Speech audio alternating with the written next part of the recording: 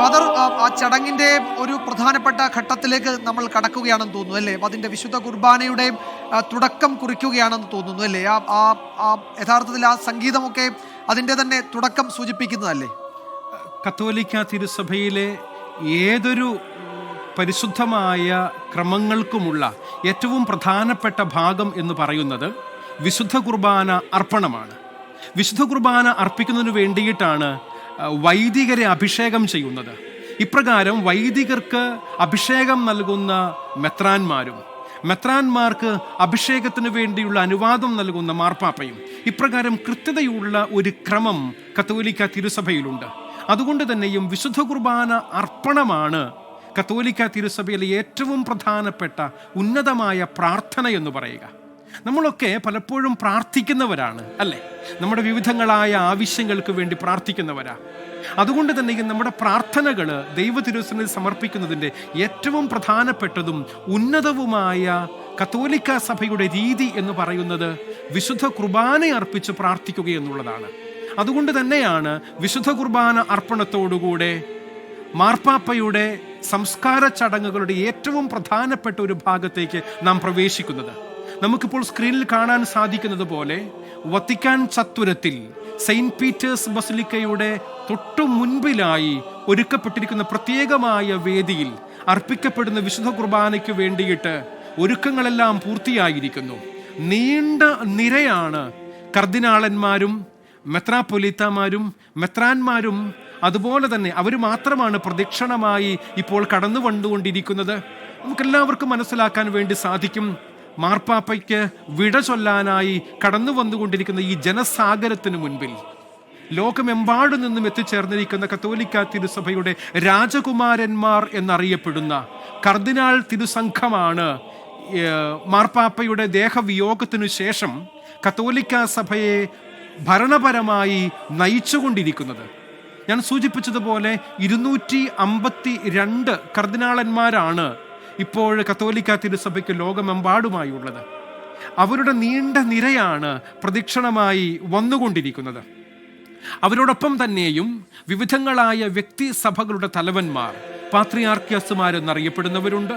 അതോടൊപ്പം തന്നെ major arch bishop എന്നറിയപ്പെടുന്നവരുണ്ട്.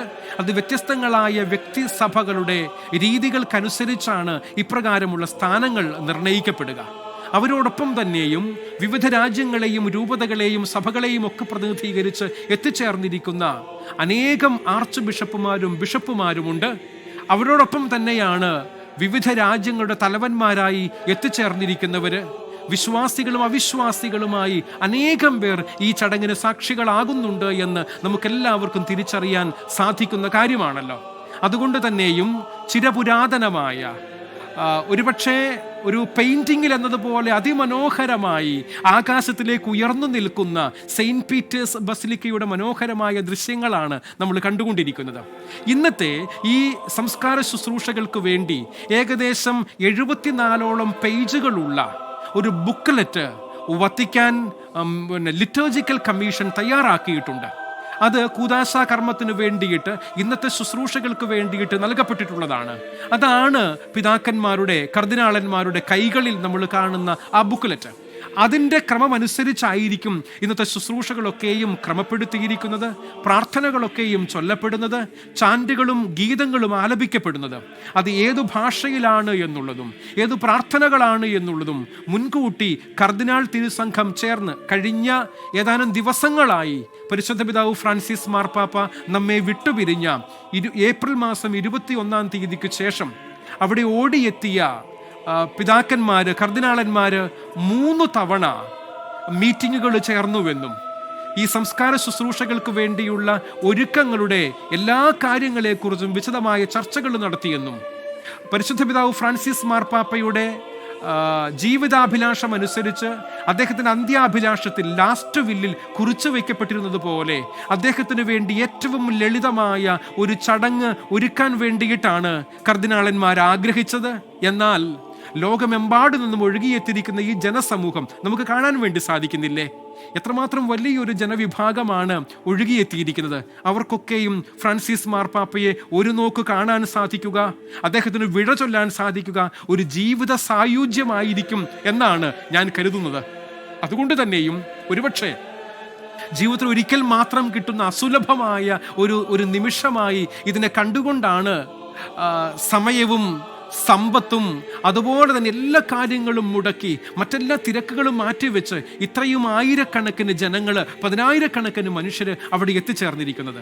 അതുകൊണ്ട് തന്നെയും പ്രത്യാശയുടെ സുന്ദരമായ ഒരു മാനം ഈ ലോകത്തിന് മുൻപിൽ തെളിച്ചു തന്ന, ഒരുപക്ഷെ നമുക്ക് പറയാൻ സാധിക്കും പലവിധ കാരണങ്ങളാൽ അന്ധകാരം നിറഞ്ഞ ഒരു കെട്ട കാലത്തിലാണ് ഞാനും നിങ്ങളൊക്കെ ജീവിക്കുന്നതെന്ന്. എന്നാൽ ഈ കെട്ടകാലത്തിലും അന്ധകാരം നിറഞ്ഞ ഈ ലോകത്തിനും വെളിച്ചമായി, ഒരു നക്ഷത്ര വെളിച്ചമായി തെളിഞ്ഞു നിന്ന ഫ്രാൻസിസ് മാർപ്പാപ്പയാണ് നമ്മോട് വിട പറയുന്നത്. അദ്ദേഹത്തിന് അവസാനമായി യാത്രാമൊഴി നൽകിക്കൊണ്ടാണ് കർദിനാൾ തിരുസംഘത്തിന്റെ ഡീൻ ജിയോവാനി ബാറ്റിസ്റ്റ റേ കർദിനാളിന്റെ മുഖ്യ കാർമ്മികത്വത്തിൽ ഇപ്പോൾ ഈ പ്രാരംഭ പ്രദക്ഷിണത്തിനും അതുപോലെ തന്നെ പ്രാരംഭ ഗാനത്തിനും ശേഷമുള്ള വിശുദ്ധ കുർബാന അർപ്പണം നടക്കുക. ഇത് ഫ്രാൻസിസ് മാർപ്പാപ്പയ്ക്ക് ലോകം നൽകുന്ന ആദരവാണ്, കത്തോലിക്ക സഭ നൽകുന്ന ആദരവാണ്, ലോകമെമ്പാടുമുള്ള സകല ജനങ്ങളും നൽകിക്കൊണ്ടിരിക്കുന്ന വലിയ ബഹുമാനത്തിൻ്റെ, ആദരവിൻ്റെ കണ്ണഞ്ചിപ്പിക്കുന്ന ദൃശ്യങ്ങളാണ് നമ്മൾ കണ്ടുകൊണ്ടിരിക്കുന്നത്. ധൂപാർപ്പണമാണ് ഇപ്പോൾ നമ്മൾ സ്ക്രീനിൽ കാണുന്നത്. മുഖ്യ കാർമ്മികനായ കർദിനാൾ തിരുസംഘത്തിന്റെ തലവൻ, ഡീൻ എന്നാണ് വിളിക്കപ്പെടുക. അദ്ദേഹം ഇന്ന് വിശുദ്ധ ബലിയർപ്പണം, ഫ്രാൻസിസ് മാർപ്പാപ്പയ്ക്ക് വേണ്ടി ബലിയർപ്പണം നടത്തപ്പെടുന്ന ബലിപീഠത്തെയും അതുപോലെ തന്നെ ആ ബലിപീഠത്തിന് മുൻപിൽ മധുബഹായിൽ പ്രതിഷ്ഠിക്കപ്പെട്ടിരിക്കുന്ന പരിശുദ്ധ കന്യകാമാതാവിൻ്റെയും അതുപോലെ തന്നെ മറ്റു വിശുദ്ധരുടെയും രൂപങ്ങൾക്ക് മുൻപിൽ ധൂപാർപ്പണം നടത്തിക്കൊണ്ടാണ് തിരുക്കർമ്മങ്ങൾ ആരംഭിക്കുന്നത്. മനോഹരമായ ധൂപ കലശവും കയ്യിൽ പിടിച്ചുകൊണ്ടാണ് കർദിനാൾ ജിയോവാനി ബാറ്റിസ്റ്റ റേ അൾത്താരയ്ക്ക് മുമ്പിൽ മധുബഹായിൽ വന്നു നിൽക്കുന്നത്. അദ്ദേഹമായിരിക്കും ധൂപാർപ്പണത്തോടുകൂടെ വിശുദ്ധ കുർബാന അർപ്പണത്തിന് മുഖ്യ കാർമ്മികത്വം വഹിക്കുന്നത്.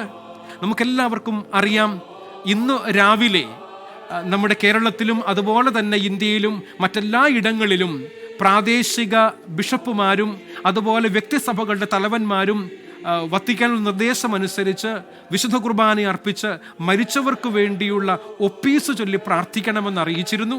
ഇപ്രകാരം നമ്മളെല്ലാവരും വിശുദ്ധ കുർബാന അർപ്പിക്കുകയും മരിച്ചവർക്ക് വേണ്ടിയുള്ള ഒപ്പീസ് ഫ്രാൻസിസ് മാർപ്പാപ്പയ്ക്ക് വേണ്ടി മാത്രമായി ചൊല്ലിക്കൊണ്ട് നമ്മൾ പ്രാർത്ഥിക്കുകയും ചെയ്തു. അതിനുശേഷമാണ് നമ്മളിപ്പോൾ TV ചാനലുകൾക്ക് മുൻപിലും ഓൺലൈനായും ഈ വിഷ്വൽസ് കണ്ടുകൊണ്ടിരിക്കുന്നത്. അതിവിശുദ്ധമായ ചടങ്ങുകളാണ്, അതിൻ്റെ ആരംഭത്തിലുള്ള പ്രാർത്ഥനയാണ് നമ്മളിപ്പോൾ കാണുന്നത്.